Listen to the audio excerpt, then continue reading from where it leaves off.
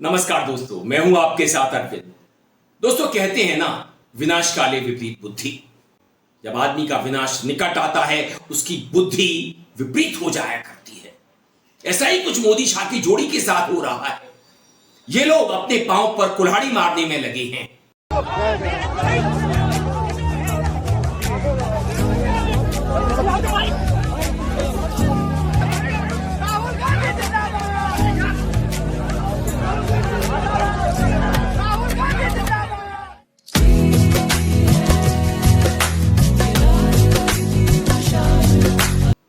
इन्हें चुप बैठना चाहिए था, मगर इनके ही चुनाव आयोग के chief election commissioner Gyanesh Kumar ने चुनाव आयोग के षड्यंत्र से पर्दा हटा दिया जब उसने प्रेस कॉन्फ्रेंस की। याद है मोदी जी ने लोकसभा के चुनाव में क्या कहा था?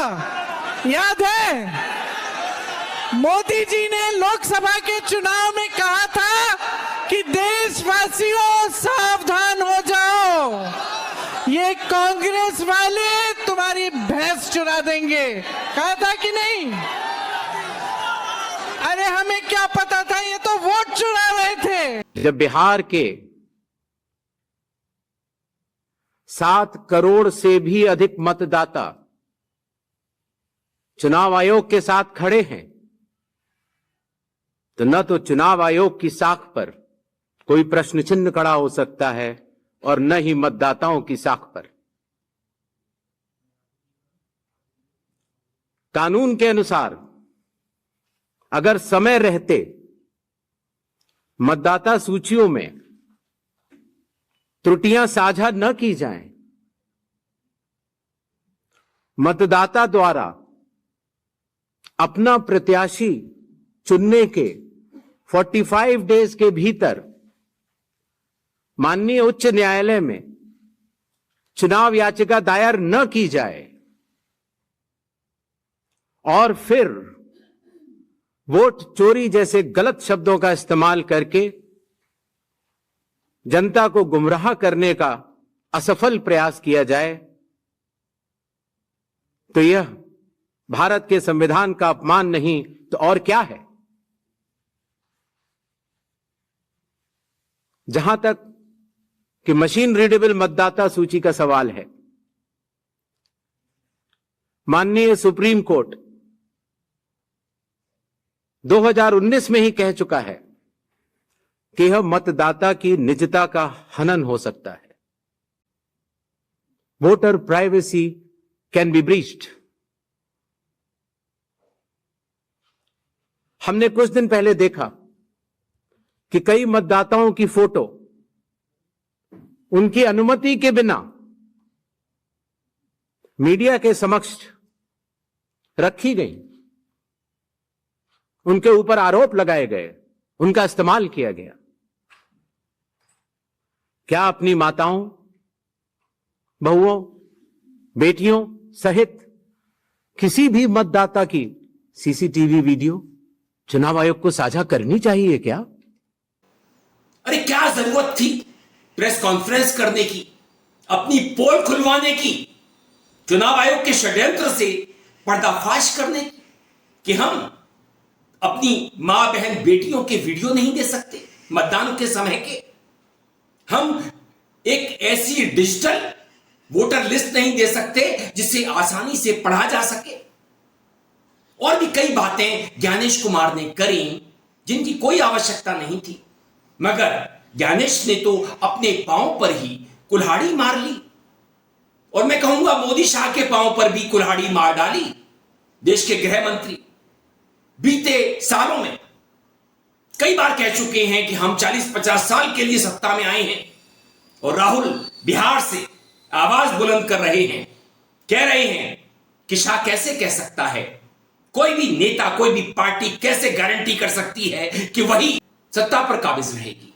ऐसी गारंटी कोई नहीं दे सकता, मगर शाह दे रहे थे, बीजेपी के लोग दे रहे थे। रोज कह रहे हैं कि आप हमेशा है नहीं, आप हमेशा नहीं रहेंगे, आप हमेशा का तो मुझे मालूम नहीं साहब। मैं 61 का हुआ हूं, 14 से 30 साल तक भारतीय जनता पार्टी की ही सरकार रहने वाली है।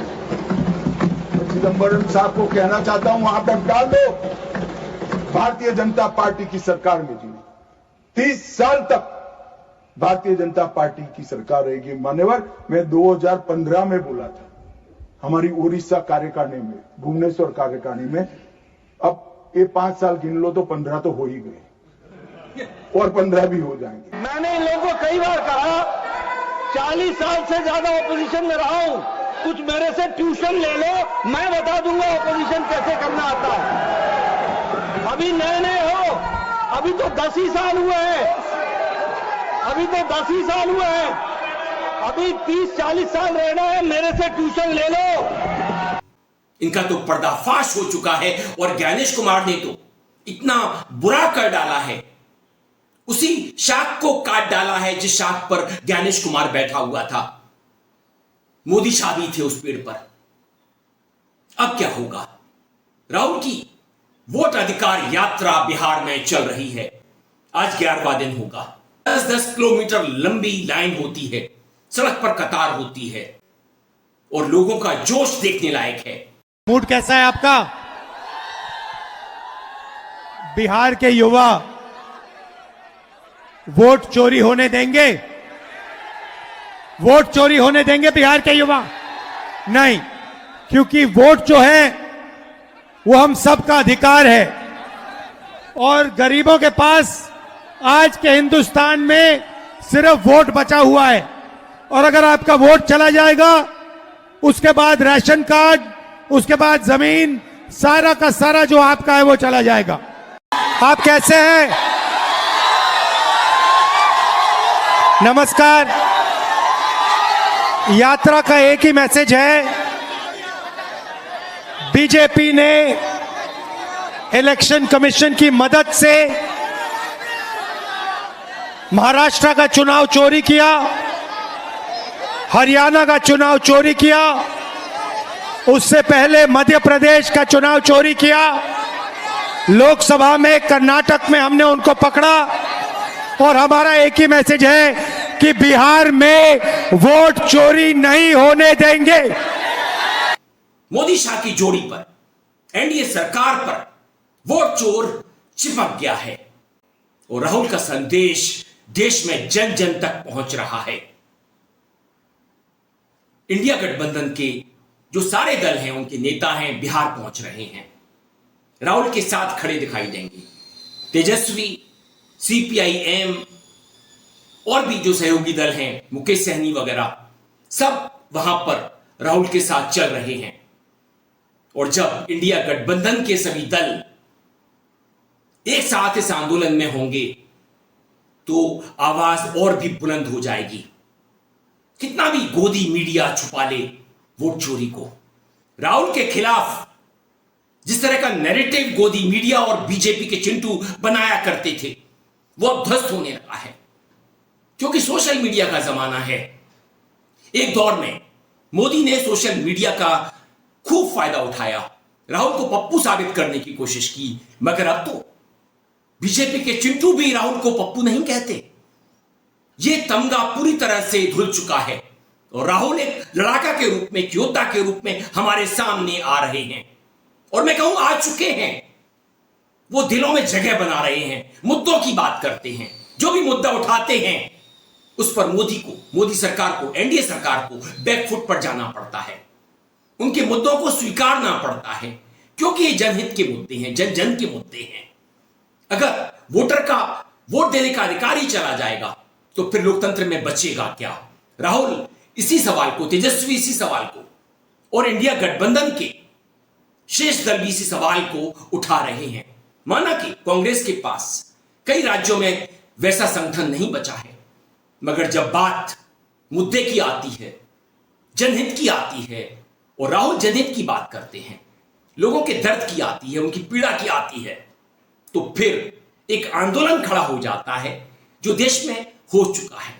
बिहार में इसकी शुरुआत हो गई है और अब ये वोट अधिकार यात्रा पूरे देश में सड़क सड़क तक फैल जाएगी। मोदी शाह क्या करेंगे? वो अजीम शायर राजीव कुमार मोदी का उतना नुकसान नहीं कर पाया जितना नुकसान ज्ञानेश कुमार ने कर दिया। वोट चोरी की कहानियां आप सामने आ रही हैं, अलग अलग जगह से आ रही हैं। जहां जहां राज्यों में विधानसभा के चुनाव हुए वहां वोट चोरी हुई और अवैध सरकारें बनी। 17 सितंबर आने वाला है, इंतजार कीजिए उस तारीख का। अब मोदी शाह के बुरे दिन शुरू हो चुके हैं और इंडिया गठबंधन का उदय हो रहा है। लोगों की आवाज राहुल बन चुके हैं। देखिए आने वाले समय में ऊंट किस करवट बैठता है। जो लोग 40-50 साल तक सत्ता में बने रहने की गारंटी दिया करते थे, अब उनका क्या होगा, गृह मंत्री का क्या होगा? क्योंकि कोई भी सत्ता में रहने की गारंटी दे ही नहीं सकता। जनता जब भी चुनाव होते हैं खदेड़ देती है, और कई बार तो बिना चुनावों के भी। हो सकता है आने वाले समय में मोदी शाह की सरकार को भी खदेड़ा जाए, उन्हें सिंहासन खाली करना पड़े। दोस्तों वीडियो पसंद आए तो आप इसे लाइक कीजिए, दोस्तों साथियों में खूब शेयर कीजिए, चैनल को सब्सक्राइब भी कर दीजिए, बेल आइकन का घंटी जैसा बटन जरूर दबाइए जिससे कि आने वाले वीडियो की आपको नोटिफिकेशन मिल सके। आप देख रहे थे मुझे अपने ही मंच अरविंद दिल से पर। नमस्कार।